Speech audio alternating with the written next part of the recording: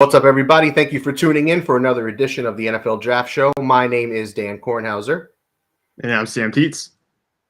And we want to thank you guys for tuning in for this next edition of the NFL Draft Show here on The Grueling Truth, where legends speak.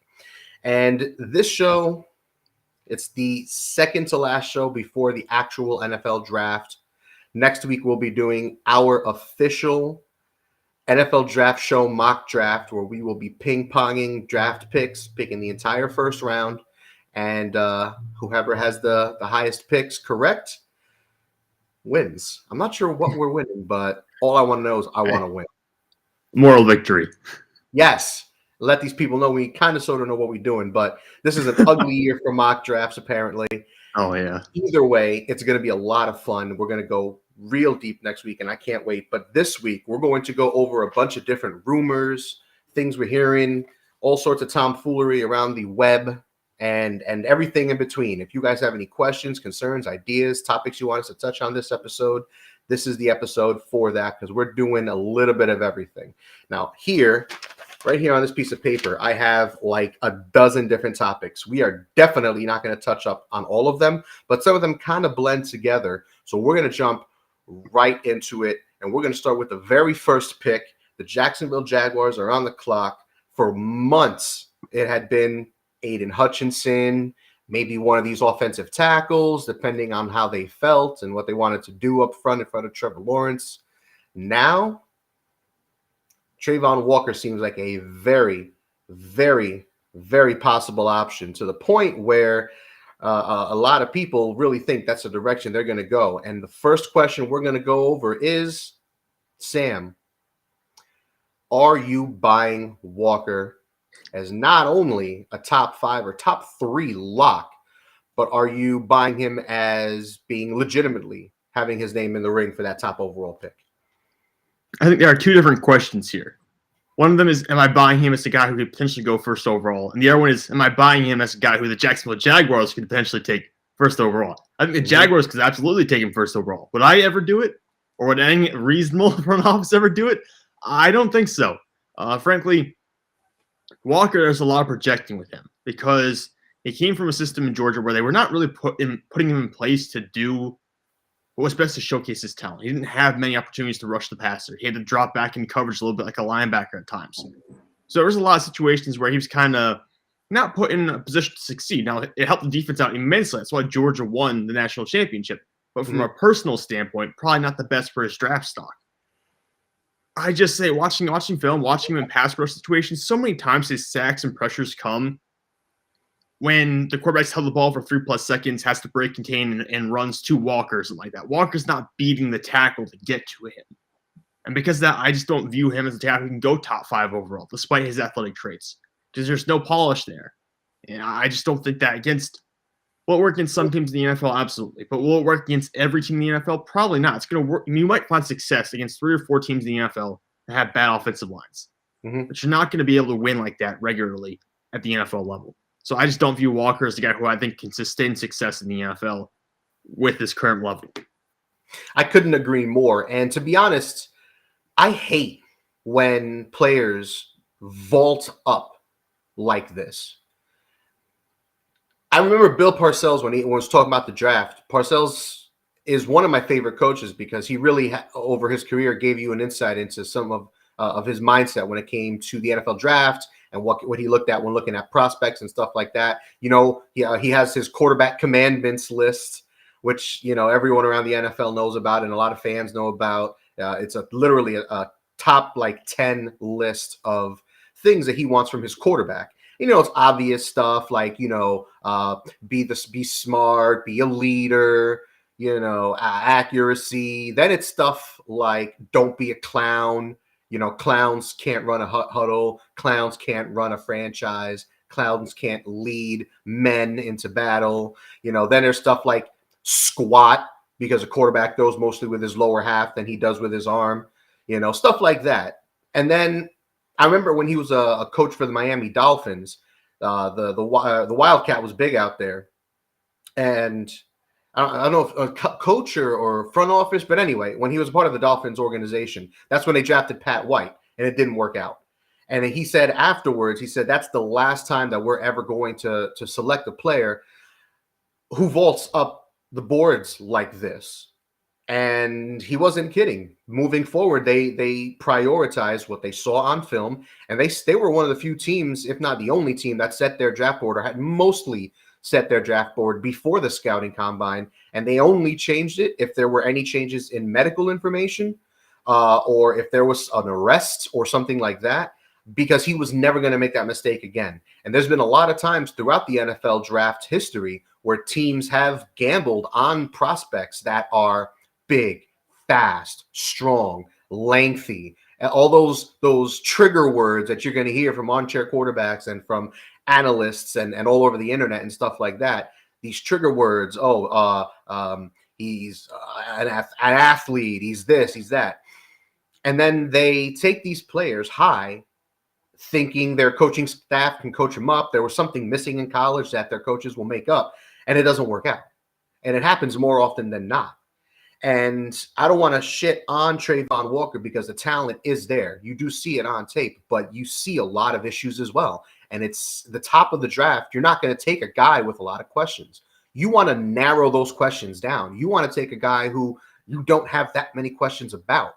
And Walker just doesn't seem to fit the bill. But apparently he's maybe the top prospect on a lot of on several teams' boards. And a lot of teams have fallen in love with the flash, the sizzle, the athleticism, the length, the pop, and stuff like that. I'm not buying it. I mean, I'm buying that the Jaguars are seriously considering him, but I'm also buying that the Jaguars are a pathetic excuse for an organization with a general manager who doesn't know what the hell he's doing. And I'm talking about Trent Baalke. And you might look at me and say, oh, well, Dan, what do you know? And you know what? I may not know anything. But from what I've read and from what other people who are much well-versed than me when it comes to inner NFL circles and stuff like that, men who are much smarter than me in the football world, there's a lot of people who don't like Trent Baalke. And there's a lot of coaching candidates, including, we mentioned it, Byron Leftwich, who wouldn't work with Trent Baalke in his current capacity. Coaches passed because of that. All right. So if there's guys who are passing up one of only 32 head coaching positions in the National Football League, the absolute peak of your profession, there's something to that, I think. No, I agree. And frankly, when it comes to Treylon Walker, I had him as a first-round caliber player going into the combine. I mean, he was like my edge 5. He's still my edge 5. He's not gone up or down, really, in the ranking. I can understand some teams want to move him up because they think that he has this ultra-high ceiling. Where you look at the athleticism, and you think, oh, if that guy can just learn a few pass rushing moves, it's over. I understand that. But so often, that's not how it works. It just isn't how it works. I mean, these guys have been playing football for what? A lot of them, not all of them, granted. Like, the guys like David Ojabo have only been playing it for a couple of years. But someone like Treylon Walker might be playing football for 15 years up to this point. Mm-hmm. And he was at Georgia for how many years? He was there for a couple. So it's at a point now where you're thinking, you are trying to project that someone who is past the point in their lifetime, and let's be honest, they're past the point in their lifetime where you develop these kind of skills for the most part, because you do develop and learn skills a lot less easy once you reach the age of 20 or so. You're at a point where you're now projecting him to be able to develop and become someone like Aiden Hutchinson, who has a full list of pass rushing moves already. He can attack your inside shoulder, your outside shoulder. Someone like Jermaine Johnson, we saw both at the Senior Bowl and during the season. Jermaine Johnson can win a multitude of ways. Someone like George Karlaftis can play a couple different roles in your defensive front because you can move him around a little bit because of his size and the power he brings with him. And then you got Treylon Walker. I don't know. I mean, I think there's a lot of projecting there for him. And like I said, I don't want to be the team to do that, especially in this edge class where I just named, there are 4 guys with Caitlyn Thibodeau, Aiden Hutchinson, Jermaine Johnson, and George Karlaftis, so I feel more comfortable with. And if you don't like any of those 4 guys, you can wait until round 2 and maybe look into Boye Mafe, Kingsley and Agbury, Drake Jackson, Cameron Thomas, Josh Pascal, any one of these other guys who can fill that role for you. Mm-hmm. Sam Williams even, or something like that. Michael Clemens. Right. And you just cannot, to me, use a top 10 pick on someone like Treylon Walker when there's so much projection involved. Because we've seen it go wrong too many times. I mean, there's been whispers that Trent Baalke looks at Treylon Walker and sees Alden Smith, who was Balky's first draft pick when he was with the 49ers as the general manager there. And Smith was out of Missouri, I believe. And it was a great pick. It worked out. You took a guy with all this raw potential, and he turned out to be something special. So maybe that's what he's trying to do here, but I'm not buying it. I'm buying that the Jaguars are in on it, but I'm not buying the prospect being the top prospect in this class. I still would stick with Aiden Hutchinson if I'm going between those two guys. But as a Lions fan, a closet Lions fan, because, they pissed me off and I want to start rooting for a winner. But they hold a dear spot in my heart still, even though I hate them. And I love them at the same time. It's a love-hate thing. It's fine. Maybe I need therapy for my football team, but it's fine. I swear. I promise. If I'm the Lions and Aiden Hutchinson is available, I am sprinting to the podium. Fastest pick in NFL history. You don't need to think about nothing. Have the name written down on the cards. When the Jaguars Jaguar it up, we run to the podium and pick up a potential Pro Bowler. Now, sticking with the edge position, Caitlyn Thibodeau. For most of the draft cycle, he was looked at as a potential number 1 overall pick as well. But as the process goes on, as the process has gone on, as most of these things have to happen every year with one player or another for whatever reasons, he seems to be dropping a little bit. Now, there's a lot of conflicting reports. He could go as high as number 2 to the Lions, but apparently there's rumors that maybe he doesn't fit in their culture or something like that, which sounds ridiculous because if he's a little confident, I don't see a problem with that. We're not talking about a quarterback who can be a little too cocky and be a detriment more than a help. I mean, just look at Baker Mayfield or Johnny Manziel or someone like that. Guys who are really cocky, really confident in themselves, and it's just that's cool if it works. Like Aaron Rodgers, it works. He's arrogant. Everybody knows that, but he's also a Hall of Famer. You let some shit slide with Hall of Famers, but not all these guys are Hall of Famers, albeit. So, do you buy or sell Thibs dropping not only out of the top 3, but maybe even out of the top 5? Well, I could get behind. I could see it happening because we saw what happened with Micah Parsons this past year. And Parsons had some – if you remember, there was an off-the-field incident where he was not like he's bullying a teammate or something like that. So there was something there for that. There's less of that there for Caitlyn Thibodeau. Mm-hmm. But if NFL teams want to create that, they absolutely can. They've been talking about him potentially being distracted or maybe not like taking plays off mid-game. They've been talking about this now, trying to drum this up for months. Mm-hmm. And this has been going on for a long time. So you think the NFL cannot create reasons to not take Caitlyn Thibodeau in the top 5 or top 7 picks? You'd be wrong because they absolutely can come up with this kind of stuff to move him down the board. Now, would I let him go that far down the board? I don't know. The more I look at Caitlyn Thibodeau, the more I am a little bit confused to some extent. This is a guy who we saw immense potential with when he was a freshman, so I'm still going to that because he's still been a very good player throughout his entire college process. But I do wish that somewhere along the line he had developed a little bit more as a pass rusher in terms of the pass rushing moves, the pass rushing sets. I know he's got such elite agility and athleticism, but frankly, we're talking about cornering the edge and maybe the change of direction stuff. Aiden Hutchinson actually does that better in this draft. So, and by a fairly wide margin. Now, granted, Caitlyn Thibodeau, in terms of straight line speed, in terms of pursuit, is going to be the much better player than Hutchinson in terms of that speed. But in terms of cornering, the bend, I think Hutchinson has that much more than Thibodeau. Now, Thibodeau has the length, the natural stuff to some of the steps that Aiden Hutchinson can't match. So it's kind of a give and take in the situation, this comparison. I don't view Thibodeau as a guy who's going to threaten Aiden Hutchinson to be first overall. I don't think anyone does at this point, based on all what we're hearing. But I mean, even this draft class, I would still take him in the top 7 or 8 picks. I mean, I'm not dropping him that much lower.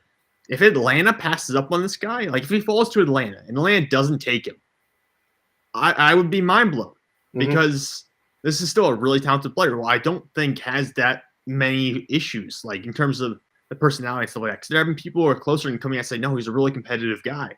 He's not like this. So the only reason I could see him dropping would be, one, teams just spouting stuff, and maybe some franchises really do believe that.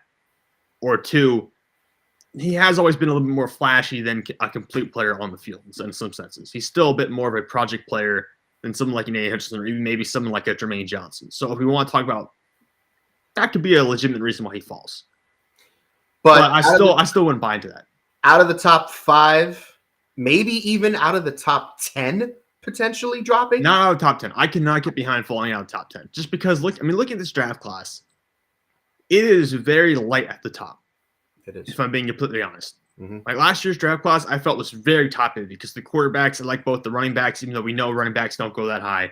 I liked all three of the receivers that went high. Mm-hmm. Liked all those dudes. I liked a couple of the corners as well. This year, we're talking about guys who we consider quote unquote blue chips.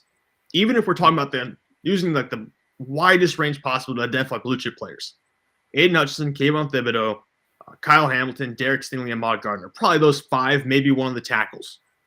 You might get 6 or 7 blue chip guys at most in this class if you take both tackles. Yeah. Maybe Linderbaum. So maybe 8. 8 is probably the max. If you're talking about Kayvon Thibodeau falling outside the top 10 picks, when they have so many teams up there that are up towards the top, like Seattle, like both the Giants and the Jets, like Atlanta, who all need edge rushers, all need defensive linemen somewhere along the line. If they all skip on him, that would be disastrous. I mean, there would have to be something else there to make him fall. That or teams are just overthinking it. This is the time of year from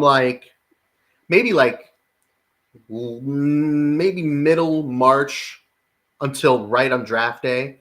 This is what we call lying season because the rumors are flying from every which way. And I'll tell you how crazy it is. It's so crazy. I saw one very popular website with a ton of very talented writers and journalists and reporters that's got a lot of good tie-ins, of course, all across the nation in different outlets, say that Thibs was falling out of the top 10. And then I had another one say, equally as reputable, equally as amazing, say that, oh, he's a lock for the top 5 and shouldn't drop lower than the Jets. I mean, you got two. This is why we can't have nice things. That's what I'm saying. There's two polar opposites on the same guy, the same report, and it came out on the same day. So you got to take these things with a grain of salt. But before I do move forward, I have to put this up. And Joe, that's our boy, fellow grueling truth podcaster, says, "What's up, Sam and company?" Now, there's a little bit of slight. There's a little bit of story behind this one because I believe it was last week I complimented the NASCAR show with Joe and Steve and Ryan. And I complimented them. I said, they know their stuff. It's a good show. Shouted them out. And then I said, but the problem was I didn't say all 3 of their names. I said Steve and company. So about an hour, I think it was like an hour and 13 minutes into their previous episode that they recorded, they had mentioned that. And they threw my name out first and last, Dan Kornhauser, and they were airing me out. And I think they were joking around, but they seemed a little offended. So I don't want to offend them. I want to let them know, okay, just to be clear, Steve Risley, Joe Spillman, Ryan Peters, NASCAR show, doing their thing. Again, nothing but love for those guys, nothing but love for that show, all right? And before we move on to our next topic, I want to remind you that we are brought to you by betting.net, and it's your top sportsbook comparison site. Betting.net offers extensive reviews on the best sports books out there, so head on over to betting.net. Now, you had mentioned, I have this one a little bit further down the list, but you mentioned his name, so I'm gonna bring it up now. Linderbaum, okay? I know how much you like him. We've talked about him highly on this show throughout the process, but he is also dropping.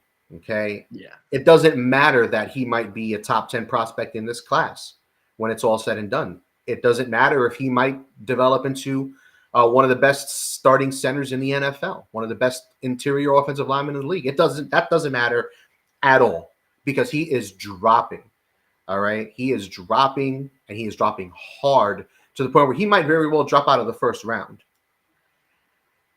Sam, are you buying or selling Linderbaum? Not only dropping out of the top 20, top 25, but dropping out of the first round entirely. Not because he's a bad player, not because he's a drug addict or a woman abuser or a partier or something crazy. None of that stuff. Not because of his play on the field, but because he's a little short.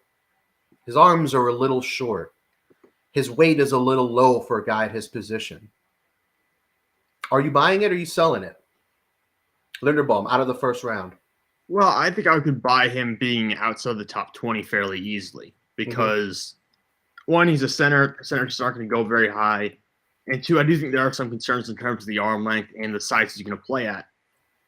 Now, he came in as pro day. I'm looking at his pro day numbers right now. He's up to 302 pounds, so he cleared the 300 mark. Not that there's a really big difference between 299 and 302, but he cleared the 300 mark. A 4.98 40 time, which is 96th percentile for interior offensive linemen. A 1.71 10-yard split, I believe, which is 93rd percentile. A 7.143 cone, which is the 100th percentile. And it's just the vertical jump, 92nd percentile. Broad jump, 93rd percentile. He is an elite overall athlete. And I know the arm size is going to be concerning because it's one of the smallest among all centers we've seen in the past 10 years or so as prospects. It's concerning. But I do think generally when we watch the tape, see what he has on tape, see the athleticism he has as well, there's got to be a scheme or team somewhere in the first round that needs that. And it might be, frankly, Cincinnati at the very back end of the first round. I know they brought in Ted Karras from, I think he was with Miami or was with New England last year. They brought him in, but he can play guard as well. So you want to move him to guard, have him, maybe Jackson Carman rotate at guard, Alex Cappa on the other side, Linderbaum at center. I think there are a lot of teams towards the back end of this first round who really should take a look at Linderbaum because of what he brings to the table. Because he does have the mean finishing. He is someone who's going to be able to drive through despite the fact that he doesn't weigh a lot and has shorter arms because he has the physicality to do that. And it's got the elite athleticism to go around and make plays all over the field and identify targets at the second level. So I think Linderbaum deserves to be a first-round pick. Am I buying him falling out of the first round? I could see it happening. It would not surprise me. But I still believe that he's firmly a first-round pick, and I believe there will be a home for him somewhere in the first round. Yeah, him dropping out of the first round disgusts me.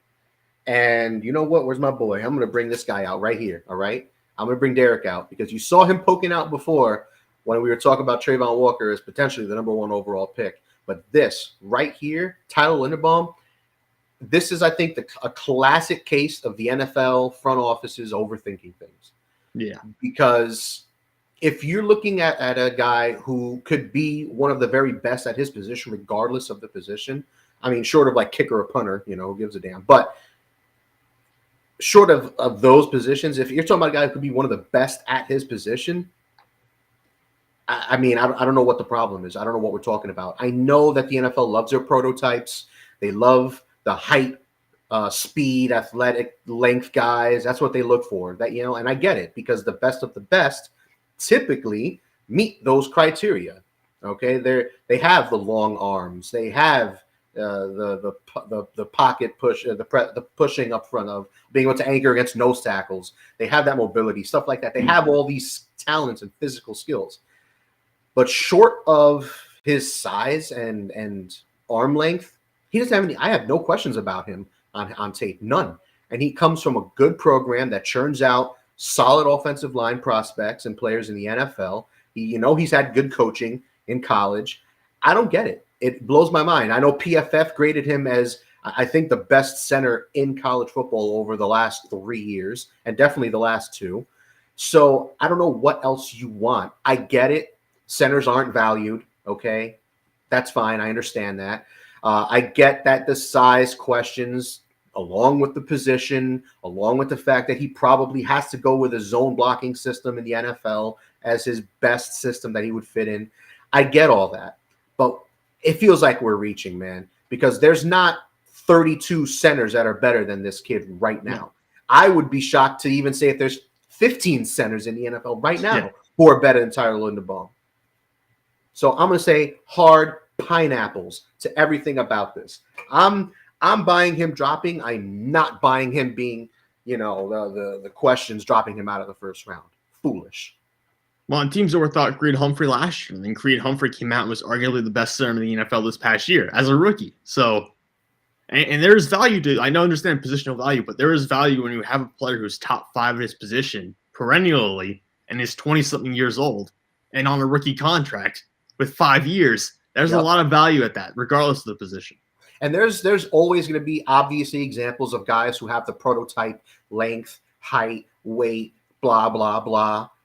But then you look around and there's Hall of Famers And we don't got to go back 20, 30 years.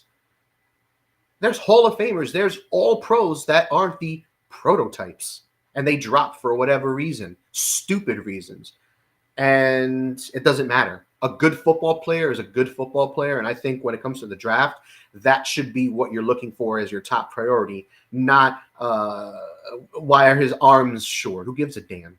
If he can move the pile, he can make smart plays, he can run your offensive line up front and get everyone, make the right calls, make the right adjustments, and be the quarterback of your line, that's a win. I mean, just ask Drew Brees over his career how important it was to have a solid interior of his pocket where he could step in and step up untouched. Talk to Tom Brady. The Patriots valued guards and had good center play forever while he was there. Mankins, Shaq,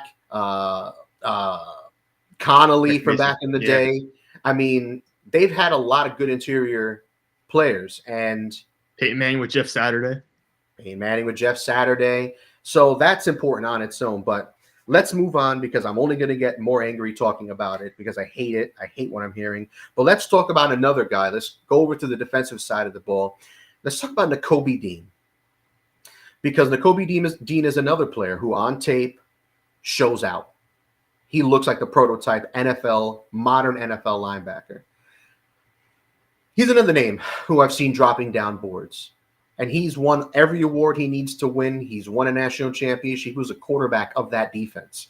He was the leader of that defense on a defense that has several first-round NFL draft picks. They looked up to him, and he was the smallest guy on in the front seven, and they looked up to him, okay? I'm seeing things that he might drop out of the first round as well, and he is free-falling. And I'll tell you what, if he's there at number 32 for the Detroit Lions and they're still on the board, if they get Hutch second overall and they get Dean at 32nd overall, you don't talk about transforming your defense in one day. That's how you do it. You want leadership. You want quality. You want good tape. You want an athlete because, yes, his counting numbers aren't pretty. He didn't run real fast, but he's fast on tape. He diagnoses quickly. I don't have that many questions with Nakobe Dean. Buying or selling Nakobe Dean dropping out of the first round because of his quote unquote shortcomings. This is the one I'm actually more likely to buy into just because I had the linebackers all going lower throughout the process. I think the highest I had a linebacker go at any mock draft this year was probably to Tennessee, I believe. And so I've had every position go higher than that. I've had Linderbaum go higher than that in some mocks. I've had Walker consistently go higher than that in most mocks. So this is the guy who I can consider actually falling out of the first round because I had him towards the back end to begin with. And unlike the situation with Linderbaum, where Linderbaum is clearly the best interior offensive lineman in this class and the best center in this class, there could be an argument made that Devin Lloyd is a better prospect than Nakobe Dean.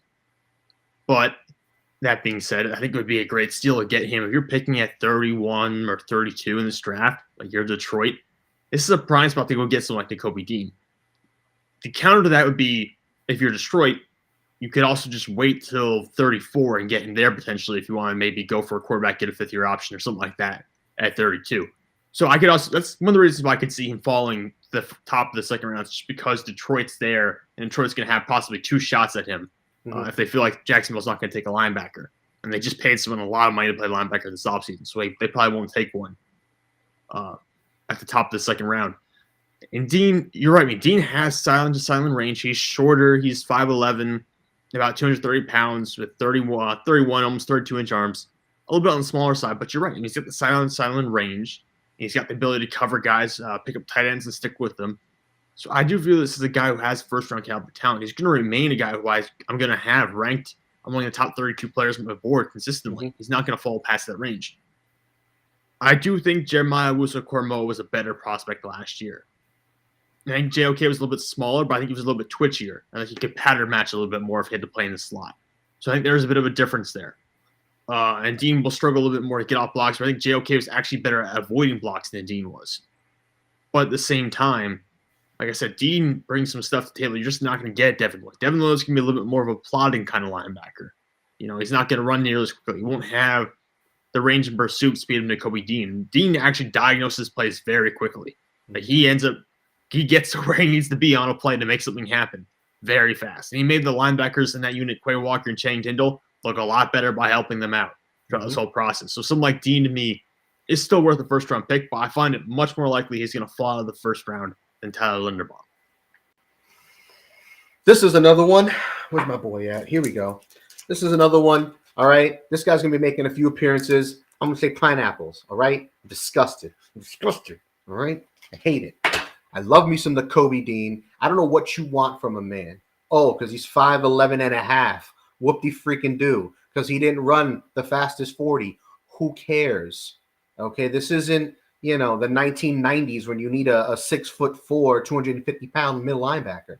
Granted, he probably isn't playing inside linebacker in a 3-4 front or, playing middle linebacker in a 4-3. But if you move him to weak side linebacker, why the hell not? And if you're going to be playing with two linebackers on the field, one of them being Dean, another win. One of the best coverage linebackers in college. The man this past season had a passer rating of 31.3 when in coverage. Okay, you don't just look at that number and say, meh, that's not important. Meh. It was skewed because he played on Georgia's stacked superstar defense. Nah, I think this is another people are overthinking it. NFL teams are overthinking it. And if he drops to the second round like Jock did, steal, absolute steal. And it's going to be something that disgusts me when I see him drop because I agree. I don't like it, but I'll buy that he's dropping and I'll buy the potential that he drops out of the first round entirely.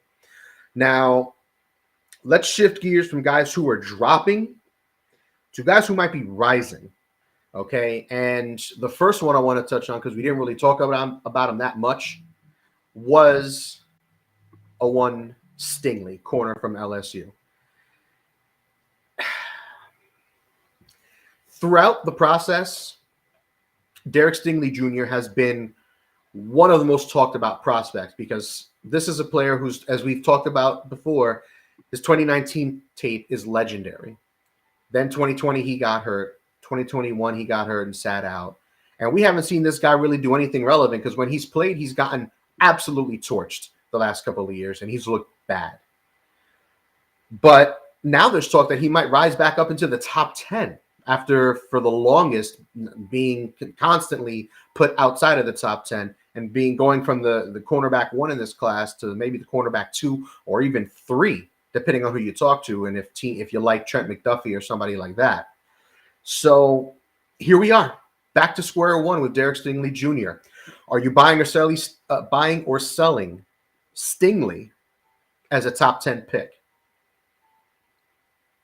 No, I'm going to buy it. I'm going to buy him as a top 10 pick, I think, because there's definitely going to be teams that are going to go into this process and still view the film from 2 years ago and ignore the fact that he hasn't played as many games in the past 2 years as he played as a freshman. He's not matched that total yet. It's about 2 more years. But there are going to be teams that say, you know what? He was fantastic in 2019, 2 years ago, on a great LSU team at the time. Let's get him. There are going to be teams that are going to do that. Now, I always felt that like he's out of my top 5. He's gone from my top 5. There's no shot I would ever touch him in the top 5. Mm-hmm.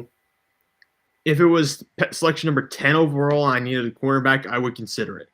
Okay. But for me personally, like banished from the top 5, not even in consideration. There have been injury concerns. He doesn't have the measurables I was hoping he would have per se. I mean, he's still a good athlete, but he's not like a super athlete.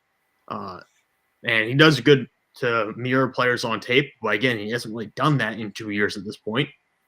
So I'm at a point with Stingley where I would just prefer to avoid this guy as a prospect because there's so many question marks in terms of his health, in terms of the fact that we haven't seen him in 2 years. And we've seen one-hit wonders in college before who, for some reason, just bomb out at the NFL level or are never the same.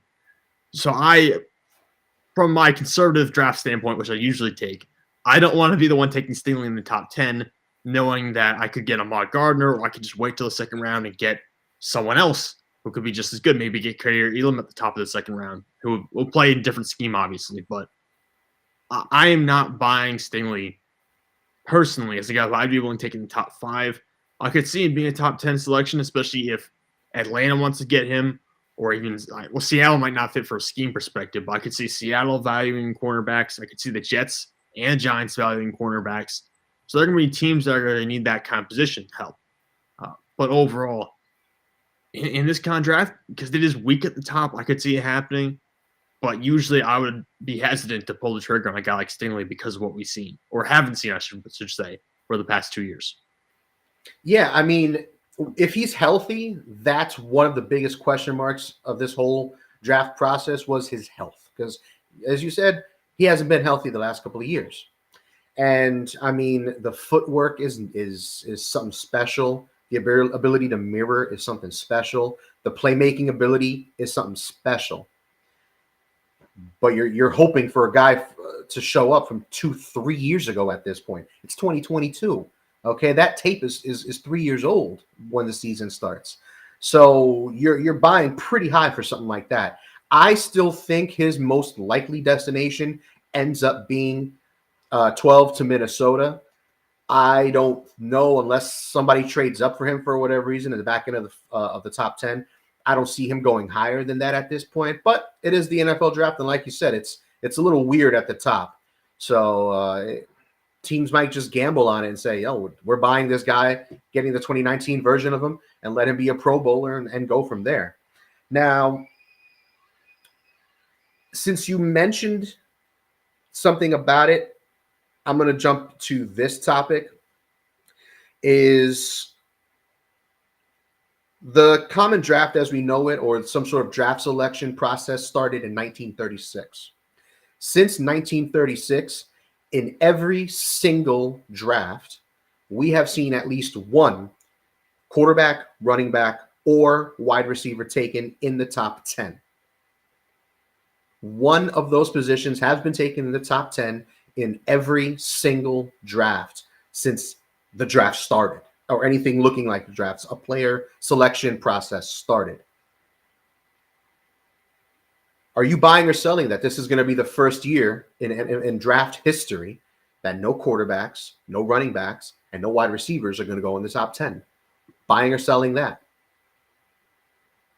I'm going to sell that just because if I'm looking at Matt Rule's job security, I just based on Carolina alone, I don't think Carolina can justify going into the year with what they have at quarterback. Now, if they trade for Baker Mayfield, that changes things.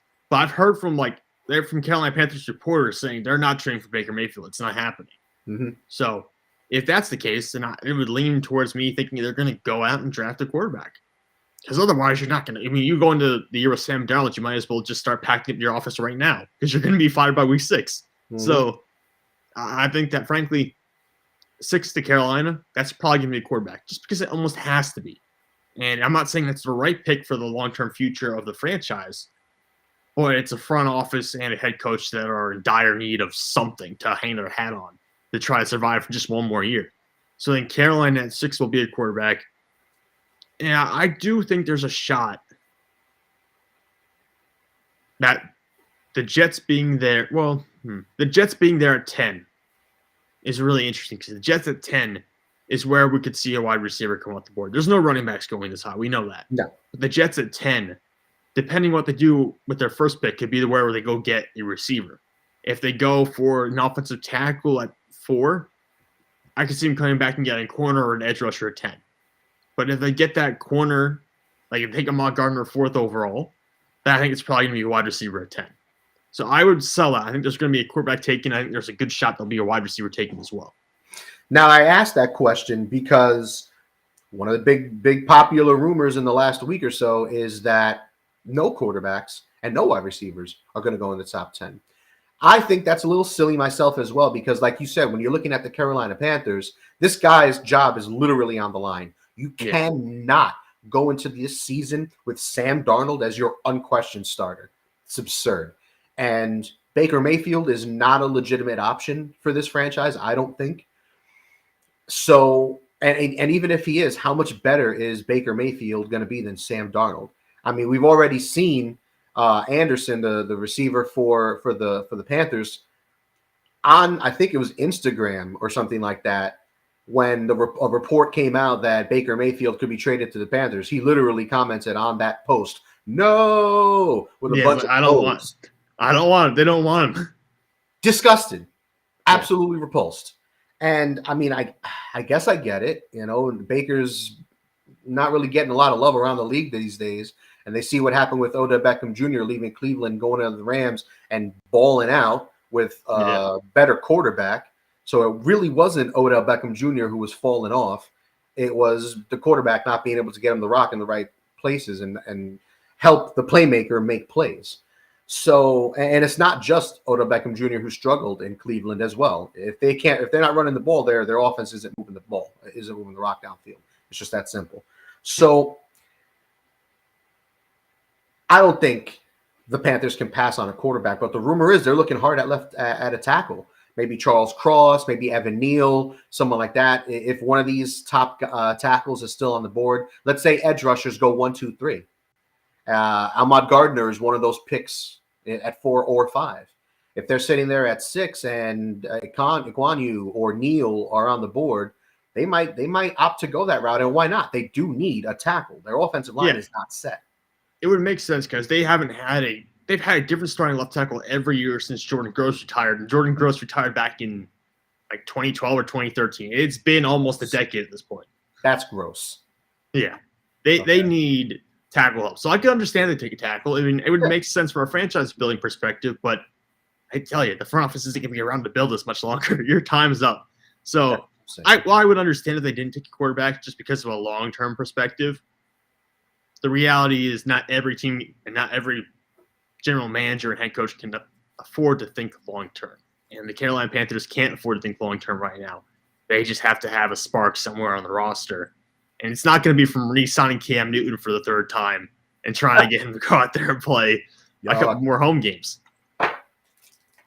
Yuck. Run there.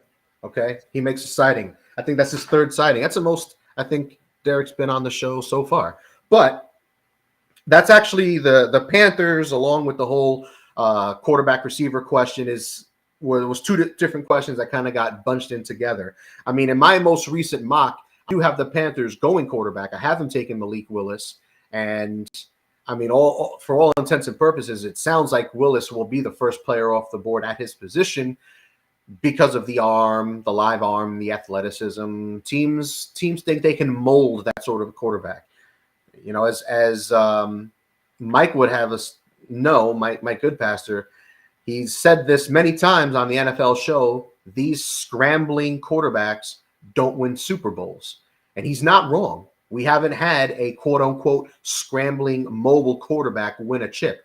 I'm not talking about Russell Wilson, because Russell Wilson is a passing quarterback. He is a throwing quarterback. He scrambles a lot, and he makes moves around in and out of the pocket, but he doesn't look to run. He looks to run around, to throw, to set his guys up downfield. So he's different. He's a mobile quarterback, but he's not a scrambling quarterback. Scrambling quarterbacks, guys like, Michael Vick, Lamar Jackson, Kyler Murray. Mike doesn't like Murray. Mike doesn't like Jackson. And that's the premise, is they're not accurate enough. They rely on their legs too much. Stuff like that. So I get it. I get that side of it. But it's either him or Pickett, it looks like, at the top. And it doesn't sound like too many teams are too high on Pickett either. Yeah, I've cooled him. Who's Mike's favorite quarterback in this class? Is it? Honestly, I think at one point he had Bailey Zappi as his top quarterback. He's talking about one of his top quarterbacks. Yeah. I think him and Pickett were up there. I haven't talked to Mike in some time about this, so I'm not sure where he stands now, but I know he was very high on Zappi, or at least early in the process. I know he had some love for Pickett, not that much, but sort of those are the traditional guys. You know what I'm saying? Yeah. Aside from like Carson Strong, those are your traditional looking quarterbacks. Yeah, I remember I talked with Mike back, I think before the Senior Bowl, I believe, talked with him about Zappi, and he hadn't watched a ton of Zappi yet, but he was intrigued by what the little bit he had seen. Mm-hmm. So I don't know if his mind has changed on that per se. But yeah, for this situation, we know Mike doesn't like Desmond Ridder. But looking at the more I look at all these quarterbacks in this draft class, the reason you take Malik Willis is at the very least he has the ability to create with his legs. Because some of these quarterbacks, frankly, I don't know if they're going to be able to create with their arms. They might have cannons on them, but they might not be able to, first off, hit with any kind of – they might not have good ball placement, which has been Desmond Ridder's fault. That's been one of his issues. Mm-hmm. And then you have the problems where you've got some guys maybe with lower body injuries, some guys who are shorter quarterbacks who, in the case of Kyler Murray and Point, he's a rare kind of short quarterback, but for someone like Matt Corral, that's a little bit of the fear is that maybe he's not going to use the middle of the field very much in terms of throwing. Same with Malik Willis, frankly, because Malik Willis is only about 6 foot. So you're a little bit worried about that. And then with someone like Kenny Pickett, he makes life harder on himself than he has to be. He tries to scramble. He bails in the pocket too quickly. He throws off platform when he doesn't need to. He just makes life very difficult for himself. And so there's some concerns that just from a football IQ aspect, he will never get to that point in the NFL where he's going to be more than just maybe a high-end backup. And the more and more I look at the situation, the more I view guys like maybe Ridder and Malik Willis is probably going to be higher-end guys in this draft class because at the very least you know they can create with their legs. Yeah. And with Ridder, you fully know what you're getting, 100% on the table. Kenny Pickett has 1 year of elite quarterback play, despite the fact he's been a starter for however many years. So I don't think you know what you're getting with Pickett. Yeah, you don't know what you're getting with Pickett because you got 1 year, like with Zach Wilson, essentially 1 year of extreme success, and a career otherwise has been not very noteworthy. Mm-hmm. So there's a little bit of that to the situation where I think really you could see Willis is going to go high. Willis is inevitably going to be a top 12 guy at the very least, top 12, top 13 or so. And then you've got guys like Pickett and Ridder who are kind of be battling probably for later spots, maybe in the 20s, maybe you get down to the 30s for those guys. Mm-hmm. I think the more I'm hearing from the league right now is that Ridder's actually rising above someone like Kenny Pickett because I think there's more people who are viewing Kenny Pickett as like a career backup as opposed to Ridder who has a higher floor than Pickett. Oh, I'm sorry, you were done. I mean, Derek was just doing a little dance in front of the camera because he's as disgusted by that as me. I don't know where this stuff of Desmond Ridder going in the first round is coming from. I hate it. I understand the NFL is desperate for starting caliber quarterbacks and desperate for talent at the quarterback position. Half the league, at least, and maybe not half, but a third of the league, whatever, could use a quarterback in some respect. But I'm disgusted. I'm disgusted so much. I mean, I don't know. We're not in the room for these interviews, and I know the interview process is huge for quarterbacks, and apparently he's hit home runs in every interview he's been in, and the physical talent is there. It's not like he can't make all the throws because he can. He's a winner. You know, he carried a program like Cincinnati to the top of the college football world, college football playoff. You know, he did something that even Tony Pike, I think, was his name. Pike, I know the last time, I think his first name was Tony, but Pike back in the day, another Cincinnati Bearcat quarterback who led this team to heights, such heights. He's a better prospect than him. You know, he did things that even he couldn't do back then. I'm not buying it. I'm not buying Ridder, and that actually is a perfect segue into the next topic, which we're going to stick with the quarterback position. We're going to stick with Ridder. Top 15 for Ridder. According to who? Top 20 for Ridder. The Steelers targeting Ridder. No. Okay. Yes. Stop it. No, I've read it. I've heard it, and it sounds effing foolish. And you know what? I'm gonna bring Derek out here. I wish I had a little thing I could put in the corner of just this guy. Just Derek. Right here. Pineapples. No. Okay. I'm a Steelers fan. At this point, if Malik Willis gets down to where Pittsburgh's picking and the Steelers take Malik Willis, I'm not going to be happy, but I'm not going to be totally disgusted just because I'm at a point where I would much rather have Malik Willis than Desmond Ridder or frankly Kenny Pickett at this point from what I've seen. So I would actually just be satisfied from the fact that I'm not getting stuck with either one of those guys at 20 because I just don't see why they're not guys who should go that high. They just shouldn't. Pickett or Ridder. I mean, frankly, Ridder, like I said, ball placement, it's been a consistent problem with him. He did not look like he belonged on the field against Alabama, frankly. Now, granted, his offensive line was not working very well either, but he looked a little overwhelmed against Alabama. He doesn't always manage to get his full arm into the deep throws. So sometimes it ends up shorting the deep throws because he's not using his full body in his actual throwing motion. He's had accuracy issues from the beginning. He's always been highly inconsistent. He starts the game very slow. He comes out of halftime slow and kind of heats up over time as the half goes on.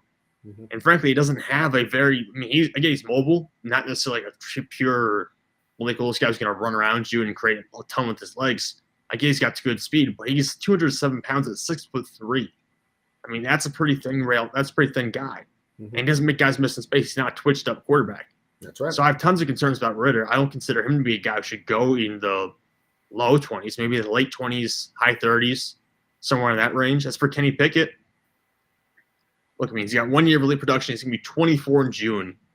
He doesn't trust his protection at all. He's got massive issues in the pocket. He has no pocket control whatsoever. I mean, he was standing over 3 seconds to throw the ball this past year, taking over 3 seconds to throw the ball. He was taking longer than Justin Fields was taking at Ohio State. And people were murdering Justin Fields in the pre-draft process about how long it was taking him to throw the football. And he was getting murdered in the NFL because he held on to the ball too long. Yes, and Kenny Pickett was taking longer at Pitt.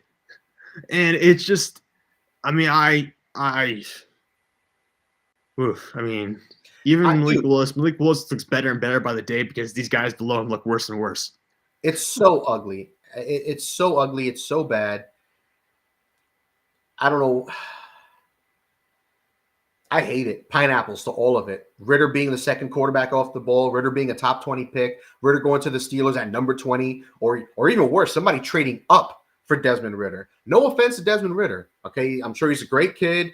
He's had moments on tape where he flashes brilliance and he's got a good arm and all that good stuff. And maybe he could develop into something nice.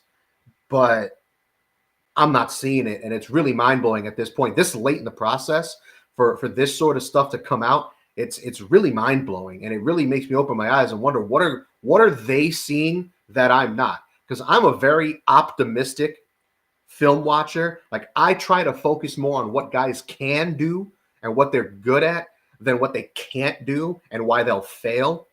So for someone like me to look at this and be like, I don't get it. You know, I think this sort of stuff makes me take pause. Like Ridder being one of the top quarterbacks off the board, the Saints targeting a quarterback, and if, I know they like Pickett and Willis, but if one of those guys aren't there, maybe are they really potentially going to take Ridder right there? Like no. Where is it coming from? I just don't. Winston is immensely more talented than frankly has a higher ceiling than any of the guys in this draft class. Like Jameis Winston, if Jameis Winston, as of right now, what he is as an NFL player, was a prospect in this year's draft, he would be the top quarterback by far. Yeah, absolutely. So the Saints looking to go on from Jameis Winston to get Kenny Pickett or Desmond Ridder is just laughable in a sense. I want to say Pete Prisco tweeted this a few hours ago, maybe, if I'm remembering this correctly, which, don't shoot me if I'm not. But I'm pretty sure it was Pete Prisco or somebody like that saying, talking exactly pretty much about something like that. And he said, this quarterback class is so underwhelming. Davis Mills would be the top quarterback prospect in this year's class. Now, that's a little rich for me, too, for Davis Mills. No offense to Davis Mills. He did have arguably the best rookie season of any of these guys pretty much this past year, other than Mac Jones. And he was a third-round pick on a piss-poor team like the Texans, finishing with the third overall pick. So maybe that's a little rich for my blood for a Davis Mills, but I get the point. And this whole process, the draft process, we've been talking about how bad this quarterback class is, how much these teams hate this class, how they're all waiting for next year's class when we're going to most likely see 5 first-round quarterbacks. That's what the teams are looking for. That's what they're looking ahead to. They're looking to the Archie Manning in a few years, thinking, okay, let's see what happened in a few years down the road for a kid like that. Like, these are other prospects that teams are looking forward to, and it ain't none of these guys. And yet somehow, I was talking about this earlier with my buddy Bob, my buddy Greg. We have a little chat on IG. We talk about sports pretty much throughout the day, every day, random sports topics. And one of the big ones today was talking about these quarterbacks. And Bob said, well, we know how this happens. Every year, at least one team trades up for a quarterback in the first round. And yeah, but my point is, just because teams do it doesn't mean it's a good practice and it's a good idea. We get the old adage, if you love a guy, you go get him. if you think if you need a quarterback and you think one of these guys is going to be your guy, then you do what you got to do to make it happen.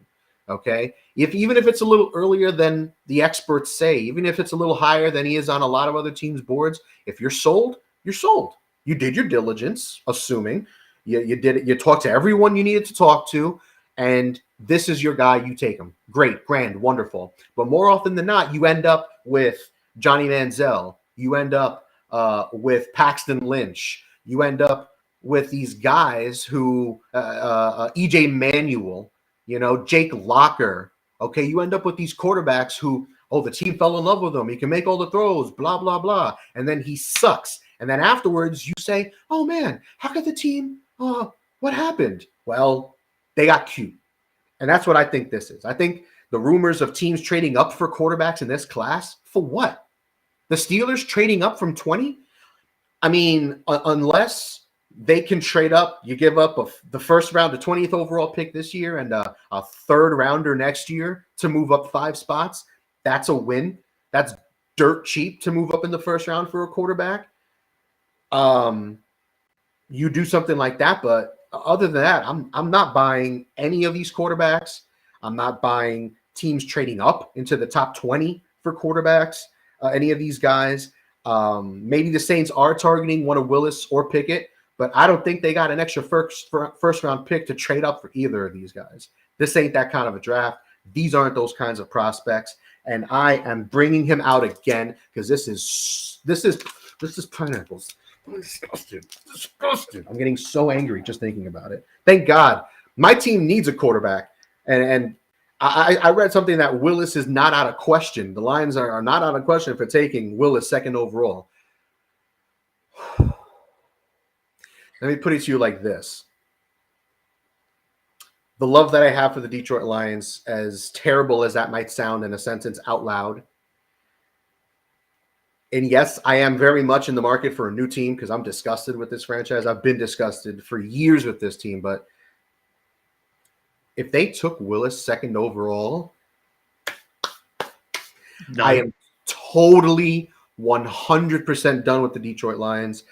I will keep the jerseys because I love my Barry Sanders. I have a Barry Sanders signed football in my room in a case. I'm going to keep that stuff because that's awesome, and I love football. And as a football fan, why wouldn't you keep a Barry Sanders signed, like an official signed football from Barry? Why not? I'll take it off your hands for you. You don't have to be burdened with it anymore. I'll take it from you. It's all right.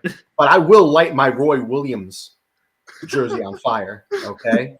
Because I still have my Roy Williams wide receiver who the Lions drafted, the third receiver that they drafted after the other, another Williams, Mike Williams, and Charles Rogers, I think it was. Just a wonderful stretch in Detroit Lions draft history. I'll burn that jersey. I'll burn it. I'll film it, and we can have a show about it. It'll be great. But nah, I'm not buying any of it, and I'm absolutely disgusted by all of it.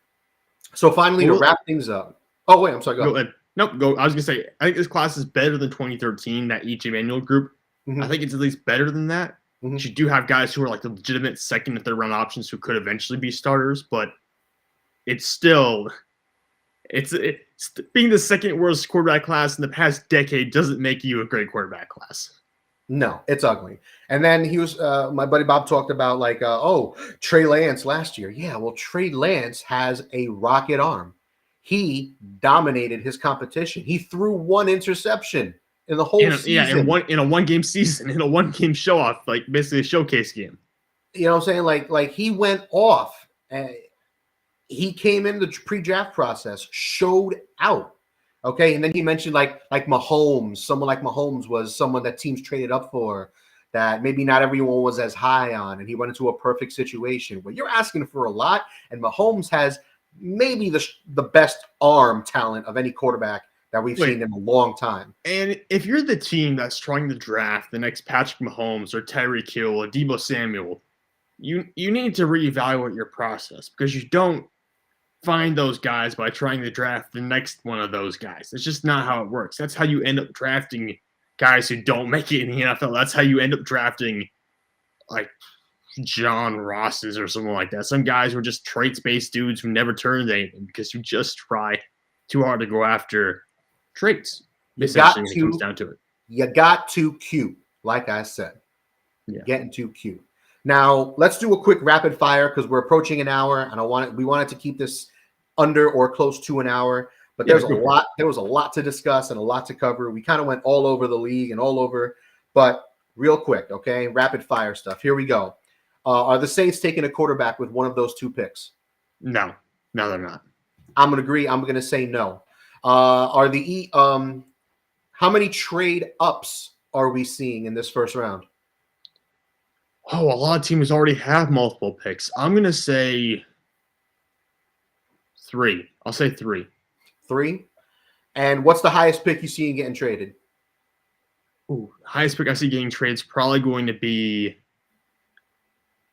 the second Giants pick, which is 7. 7? Okay. How about a surprise first rounder? A guy who maybe doesn't have a first round grade per se and may not be high on a lot of teams' boards, but give me a name that you could see rising and getting taken in the late 20s or mid 20s of that first round that you don't normally see. One I know who's been rising lately is Lewis Cine from Georgia, but I'm going to go with Travis Jones. Say Travis Jones goes somewhere in the final 5 picks of the first round. I think that's a name that would be surprising for some people, but I could see it happening. I'm going to go with Kyler Gordon, and it's not because I personally like him.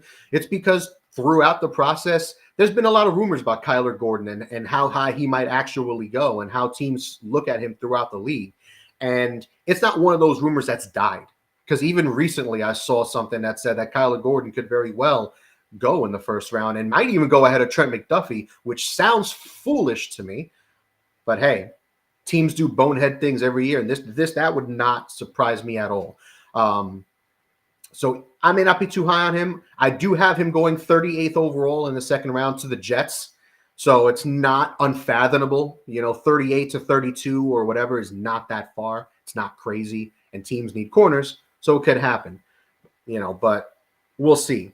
How about surprise fallers? I know we talked about Dean. I know we talked about Linderbaum. Is there another first-round grade type player that you see that could potentially drop out of the first round?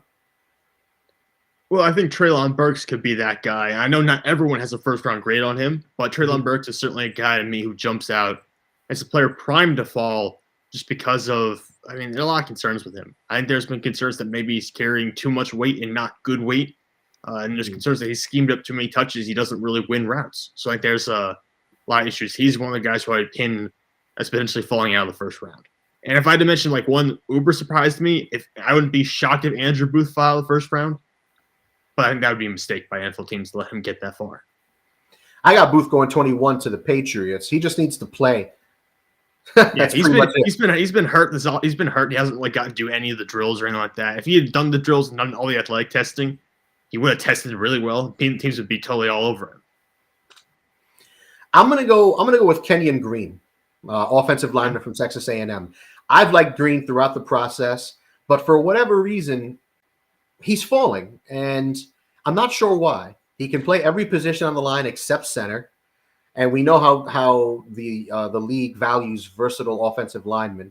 The Packers, I think, only carry 7 or offensive linemen or 8 offensive linemen max throughout the season, and they've got guys who could play all the positions on the line. They had Jenkins, I think, at right tackle. Yeah, when he was drafted basically either guards or either tackle spots. Exactly. So teams value that, and I still think he should and will inevitably be a first round pick. I have him going 26 overall to the Titans in my more recent mock. But he's a name to watch out for. I will also agree with Treylon Burks. I think that's it. I think we've plowed through all my questions and topics that I wanted to touch on. Is there anything? Do you have a player who you think could be a surprise undrafted free agent this year? Ooh, I know that's kind of out of nowhere, but undrafted. That's tough. Yeah, someone could go all the way out. I don't have my big board open, so I'll have to think about it for a hot second. Is there you asked the question, is there someone that sticks out to you on that front? I think there are a couple of guys. I think Jalen Weidemeyer, after what he ran in terms of his athleticism testing, I think Jalen Weidemeyer from Texas A&M's up there. Okay. I think Darion Kendrick running what was it? I forget what it was now, but it was not good. Darion Kendrick ran like a 4.75 or something like that. I would not let him go undrafted. I'd take him before that. But I think Darion Kendrick falling out of the draft entirely would not be the most shocking thing in the world. I think those two guys for me are probably the ones I'm looking at as being potential surprises to go just undrafted entirely. That's a damn good question, and that's a really, really hard one. I'm going to go with Weidermeyer just to piggyback off of that, because really, like you said, there's no one that I'm looking through my list right now. I have all the different scores and whatnot, and there's no one that really stands out as having shit the bed as much as Weidermeyer. He ran slow. Yeah. He timed slow in every possible way. Apparently, interviews didn't go well. I mean, I know some teams have dropped Devontae Wyatt from their board because of previous domestic issues that he's had in his past. I don't think that's going to affect him really at all. I'd be surprised if he falls out of the first round.